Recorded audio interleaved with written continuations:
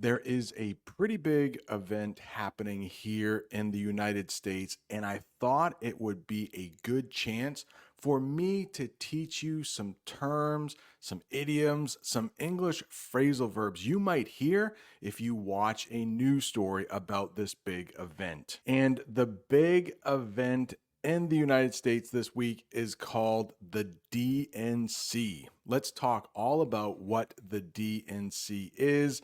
It's a pretty big deal. The 2024 DNC will be held in Chicago from August 19th to the 22nd. But what is the DNC? It is the Democratic National Convention. And as we go through this lesson, you will know what all three of those words mean. Democratic, that basically means not Republican. If you think Donald Trump, think Republican. If you think President Biden or Vice President Harris, then that is the Democratic Party. And this week, they're holding a convention. What is a convention? It is a large meeting or event where decisions are made. And that middle part, national, it just means everyone from the United States. And we'll talk about exactly who will be attending this convention. Let's get an official definition for the DNC. The DNC is a big meeting where members of the Democratic Party choose their candidate for president of the United States. But I just want to be clear, when we talk about conventions, it doesn't just have to be a political convention like this one. You could have a doctor's convention or a teacher's convention. I have been to many teachers' conventions, and to be honest, they aren't exactly fun. They can be a little boring. I do need to take a break from this lesson just for a second to thank you for 45,000 subscribers. Thank you to anyone who has subscribed, anyone who has shared these lessons with other people who are learning English. Even if you have just liked this video, thank you. Or maybe you left a comment. All of that really helps the channel grow. So thank you so much. You may have heard of Chicago. Well, this year's convention takes place in Chicago, and that is our third biggest city. One of our most famous politicians is from Chicago. Who do you think that might be? We will be talking about him in just a minute. What happens at the Democratic National Convention? Delegates from all over the US come together to vote on the candidate. Well, this year, there is no secret on who the candidate will be. It will be Kamala Harris, our current vice president. Maybe we should talk about delegates, just in case it isn't clear. That is a person chosen to represent others at a convention. So the more people who live in a state, the more delegates that state gets. California, our biggest state, gets like 400 delegates. My little state of Maine gets like 30 delegates. And all of the delegates this year will meet in Chicago and vote on who they think should be the candidate for the Democratic Party. I hope this is clear so far because it can be pretty confusing. Delegates are there to vote for the candidate who won their state's primary election in the spring. Again, we have two political parties, Republicans and Democrats. And in the spring, each state held a primary election. So if you were a Democrat, you could go and vote on who you thought should be the candidate for that party. The Republicans did the same thing. And the Republicans already held their national convention. It was in Milwaukee, Wisconsin, about a month ago. And I will be in Milwaukee, Wisconsin in about a month, and I will record some English lessons there. And those delegates who are chosen. For example, the 30 from my state, they can't vote for whoever they want. They have to vote for whoever won in my state's primary. Let's just leave it there because technically, most of the states voted for Joe Biden in the primaries, but Kamala Harris is going to be that party's candidate. Not everybody agrees with that, especially Republicans, but let's keep it simple. Kamala Harris will be the Democratic candidate for the general election. That is going to happen in November when President Trump will face off against Kamala Harris. And I've been using that verb nominate, and now we have a noun nominee, which is a person. A nominee is the person chosen for the party to run for president. People nominate a person. That person is the nominee. So the nominee for the Republican Party is Donald Trump, and the nominee for the Democratic Party is Kamala Harris. And there will be some very famous people speaking at the DNC. In fact, today, I'm releasing this on August 19th. Those people will be speaking at the Democratic National Convention. Who are they? President Joe Biden and First Lady Dr. Jill Biden will speak at the convention. On the second night of the convention, this guy, probably the most famous Democrat, he is actually from the city of Chicago. On August 20th, former President Obama plus second gentleman Doug Emhoff will speak. Let's talk about that guy now. Second gentleman, which means he is the husband of the vice president. We talked about First Lady Jill Biden. She is the wife of the president. If Kamala Harris gets elected to the presidency in November, Doug Emhoff will become the first gentleman, and he will be our first ever first gentleman.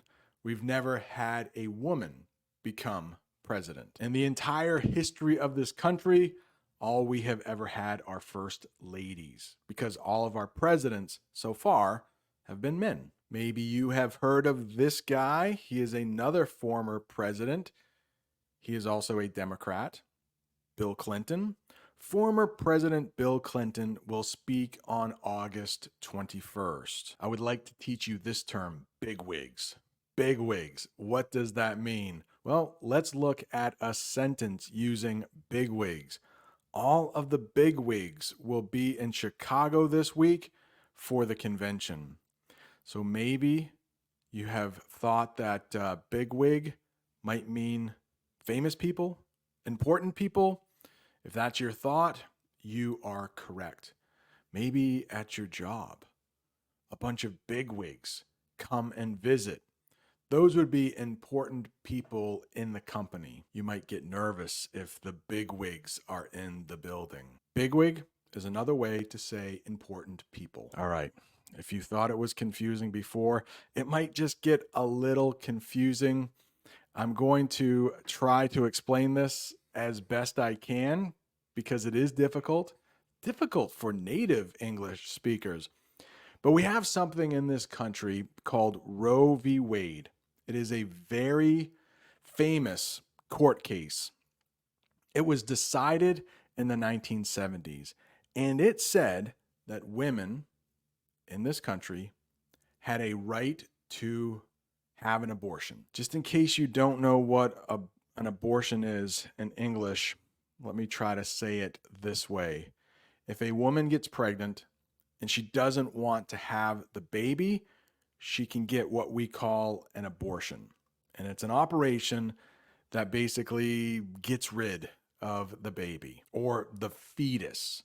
That's what we call the little thing before it becomes a baby. Okay, we have something called the Supreme Court in this country. It's like the most powerful court. There isn't a court bigger, and they uphold the laws. They make sure the laws are being followed.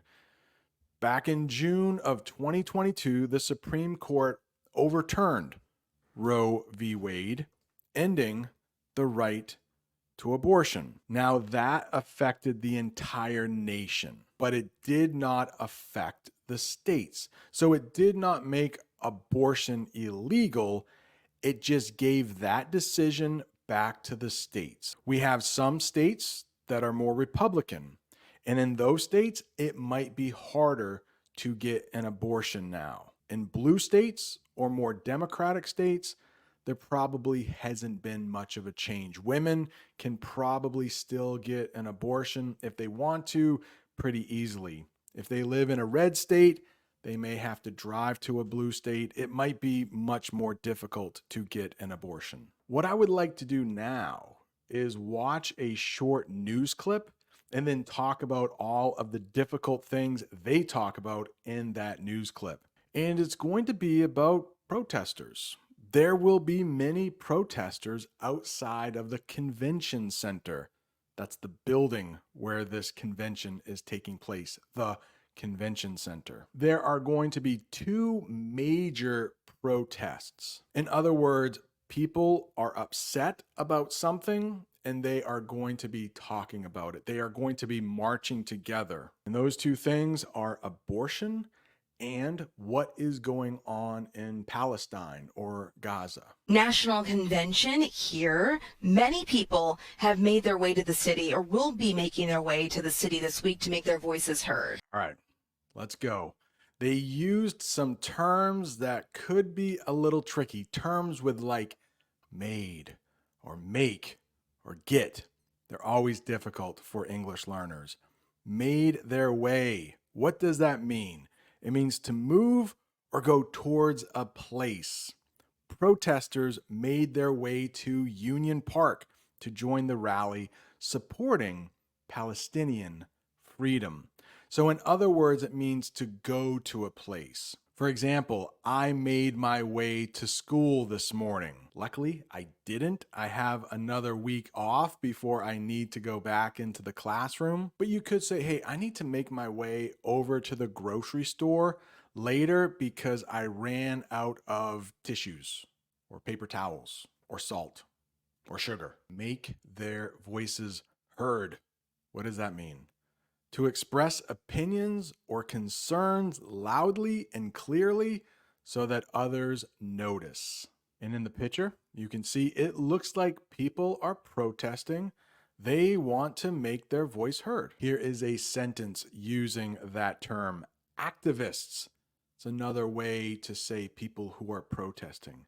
Activists gathered to make their voices heard on keeping abortion rights legal during the DNC. Many people have made their way to the city or will be making their way to the city this week to make their voices heard. A peaceful rally got underway yesterday, and now the question is, will rallies remain peaceful over the next couple of days? Our Darius Johnson is live in Union Park right now with more on the first rally and others happening today. Good morning, Darius. Good morning, Dana and Audrina. Yeah, I think everyone in the city is honestly breathing a sigh of relief this morning after seeing that peaceful protests get underway yesterday as hundreds made their way here to the city of Chicago. They also mentioned Union Park.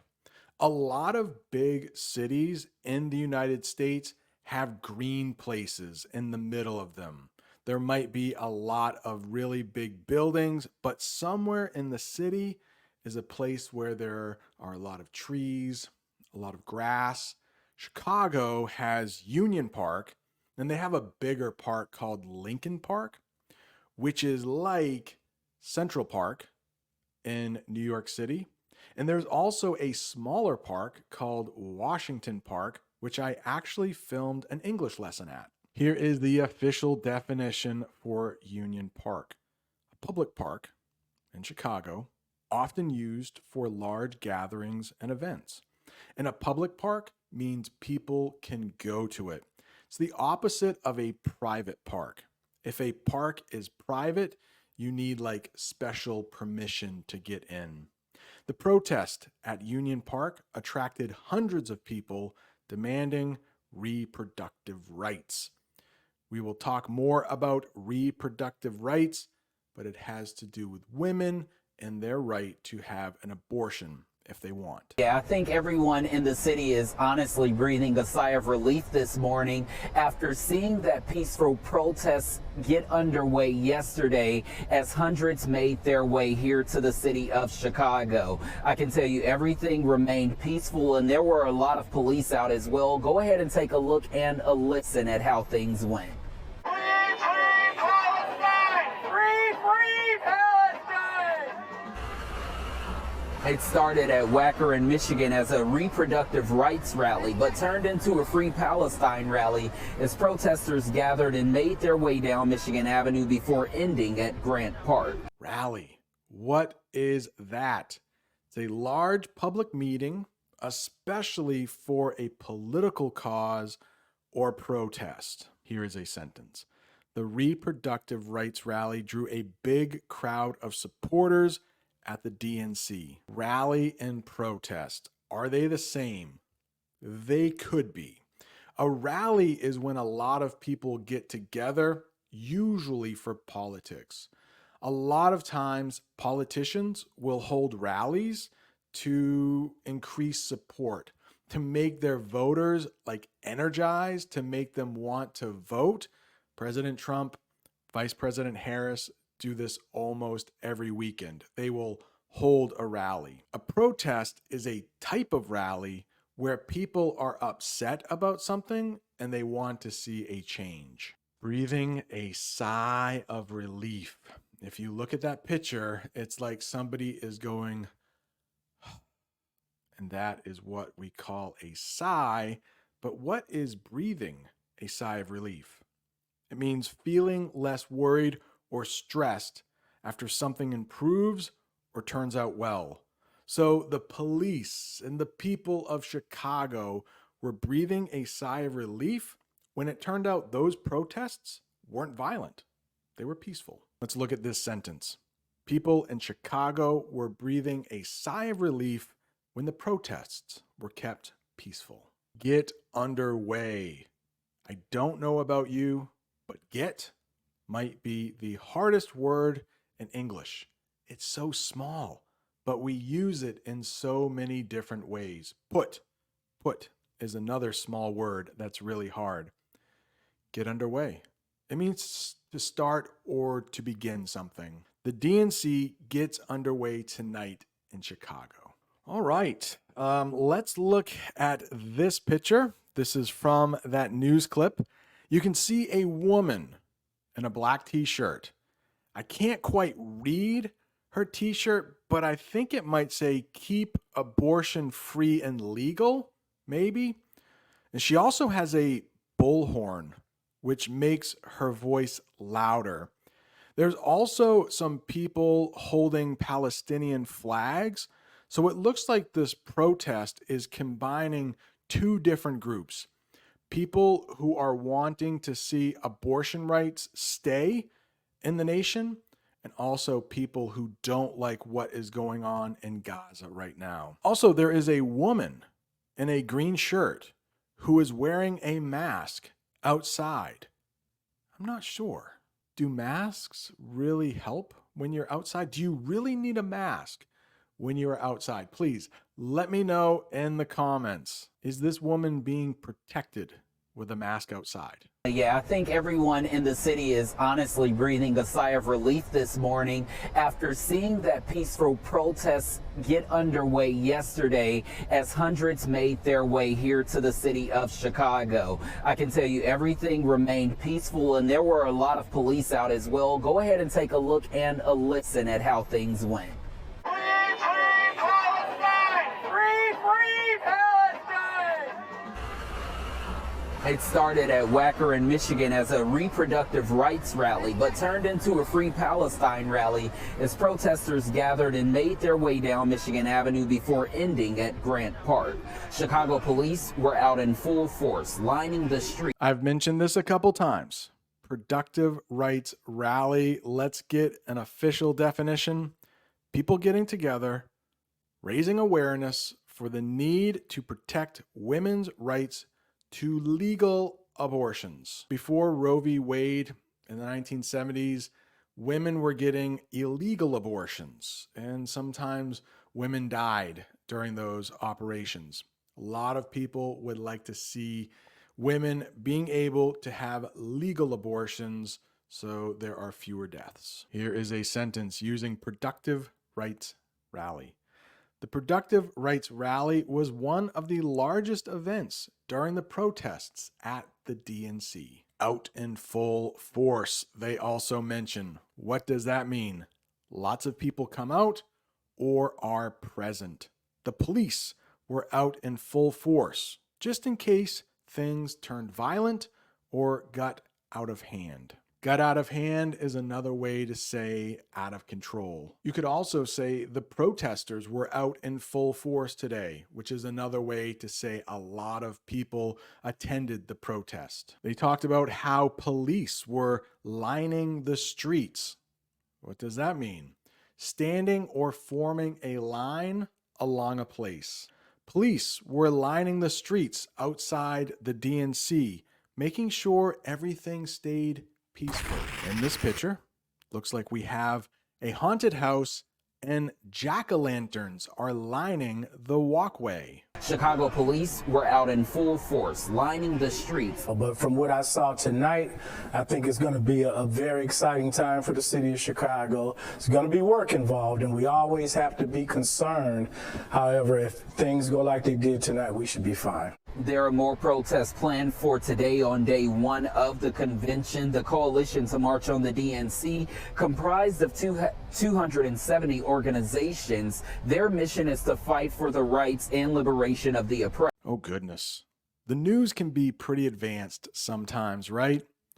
Coalition. What does that mean? A group of people, organizations, working together for the same reason. The protest was organized by a coalition of groups supporting both reproductive rights and Palestinian liberation. Oh my goodness, that is a big term, right? Palestinian liberation. Liberation. Think freedom. We'll talk more about that in a minute. They also use the word comprised. What does that mean? Made up of or including specific parts or members.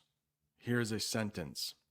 The protest was comprised of people from various backgrounds, from different backgrounds, some rich, some poor, some black, some white, some Hispanic, some Asian, some men, some women, all united for a common cause, liberation.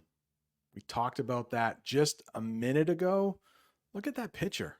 It looks like that person is celebrating. It looks like they are very free. So liberation, the official definition, the act of gaining freedom or rights, especially from oppression. Oh goodness. We'll talk about oppression in just a minute. The protesters chanted for the liberation of oppressed people in Palestine. So if people are oppressed, they don't have their freedom. Unfortunately, at one time in this country, we had slavery. Slaves were oppressed. They did not have their freedom. Oppressed. Let's get the official definition. Treated unfairly or cruelly, especially by those in power. The speakers were hoping the oppressed people would be seen by those in power. Ooh, I don't know about you, but I'm tired after all that teaching. Maybe you are tired from all of that learning. It was a difficult one. Maybe you want to watch this one again. But if that wasn't too hard and you're still ready for more learning, right down there are more English lessons I did about politics. Thanks so much for joining. See you next time.